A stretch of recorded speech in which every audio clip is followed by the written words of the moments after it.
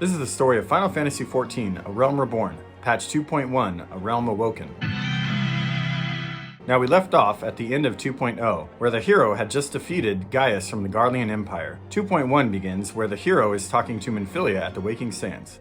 After defeating Gaius, the Scions have gained extraordinary fame, but with that fame has come unwanted attention from various solicitors and sponsors. Alphinaud suggests the Scions headquarters be moved to Revenants in Mordona because of the centrality of the location and the fact that it's not part of any of the three major city-states. Minfilia dismisses the idea. Outside, Alphinaud says the reason Minfilia dislikes the idea of leaving is that she believes her adoptive mother still lives in Ul'dah somewhere and did not die in the calamity. Alphinaud says we need to get to the bottom of this and has a lead in Costa del Sol worth checking out. In Costa del Sol, they speak with a man who claims to have seen her recently.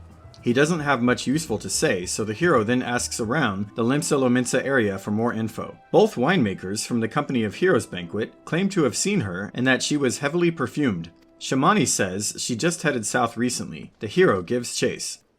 They find her harvesting flowers, and Alphinaud tells her Minfilia is looking for her. She's been waiting for the right time to reveal herself, but soon after decides to go for it now. Alphinaud and the hero bring her to the Waking Sands, and she reunites with Minfilia. After a nice hug, she says she has stayed hidden because the Imperials were after her and she didn't want to endanger Minfilia. She tells Minfilia she's very proud of what she has accomplished and gives her some gifts. Minfilia now concedes that it would be wise to move to Revenants.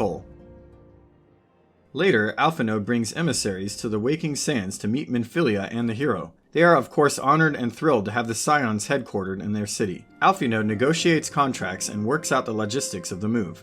Shortly after, he calls a meeting announcing that their new home will be at the Rising Stones in Revenants. The hero goes to the Rising Stones to get a tour from a man named Slothborn, but just as he starts to look, he gets a ring on his link pearl.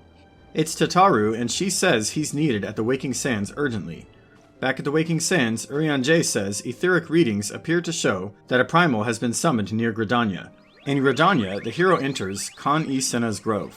A Moggle named Kuplo Kopp begs for help. He says long ago the Moggles lived in the heavens, but the gods were always squabbling, so they left and came to Earth. Their king, Moggle XII, helped them make the journey, but he himself stayed behind. Kuplo explains that the king has now come to Earth, and several of the Moggle guards are acting strange. The heroes infer that he has been summoned just like a primal and is tempering the Moggles just like a primal. Kan-E-Senna says, whatever the case may be, he poses a major threat and she asks the hero to stop him. The hero journeys with Kuplo Kopp to confront their king, but the other Moggles stand in his way. When the hero threatens them, they back off. But Kuplo says the king is planning on purging the Twelveswood and must be stopped. Kuplo and the hero make their way to the king's lair in Thornmarch. The hero finds a bunch of enthralled Moggles and a fight breaks out.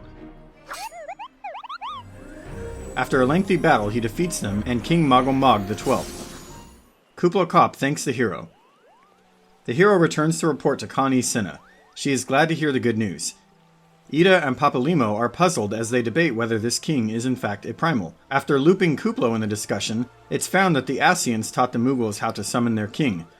Just before the hero leaves, Kan-E-Senna promises to provide support for the Scions' move to the new headquarters. Back at the Waking Sands, Minfilia expresses gratitude about the help from Kan-E-Senna. She says it's time to move now, and mentions that Urianger will be devoting his time to studying the primals.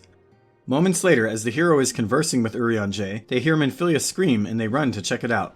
They find her laying on the floor but otherwise appearing unharmed. The hero is then struck with a vision. In this vision, an Ascian appears in Minfilia's room and startles her, but he is not like other Ascians. He wears a white robe and calls himself an emissary. Tataru enters the room and is unable to see him, so Minfilia pretends like nothing is wrong and she leaves. Alone with the Ascian, he continues to be friendly and insists that La Habrea was wrong about everything. She rushes at him and he stuns her, and it's at this moment she screams, the same scream they heard moments ago. The hero awakens from the vision and Minfilia says whatever he did seems to have not harmed her in any way. Tataru and Urianger are brought up to speed and Minfilia says she needs to find out everything she can on this white-robed Ascian. Stepping outside, the Ascian is standing there in broad daylight. He tells the hero to follow him into a nearby cave. The hero meets him in the cave and draws his weapon. Again, he insists he comes in peace. He tells the hero his name is Elidibus and he is an emissary of the one true god. He says Hydaelyn's power is waning and this world is about to change, whether the hero wants to believe it or not. Then he vanishes. The hero reports back to Minfilia at the Waking Sands. She is struck by the emissary's disdain for La Habrea. Moving on, she asks the hero to give her father's journal, which contains vital information about primals, to Urianger. He does, then he heads to Revenant's Toll. Slaftborn greets the hero warmly and lets him in. The Scions meet in their new headquarters. Alphinaud says, although they are not tied to any nation, their bonds to the Eorzean alliance should only grow stronger. Minfilia says their purpose is unchanged. Rescued and restored from the defeat of La Habrea, Thancred is happily present as well. After the meeting, Urianger says there may be something wrong with their allies, the students of Baldesion. They are scholars who partner with the Scions but have been missing for some time. Minfilia is troubled by this, and also by some truths she gleaned from Elidibus, namely that Ascians do not end, and that La Habrea could reappear in another body. She believes there must be a way to destroy an Ascian permanently. Meanwhile, Elidibus meets with another Ascian named Nabriales. Nabriales questions Elidibus' methods, but Elidibus assures him that although they take different approaches, they both have the same goal in accordance with their god.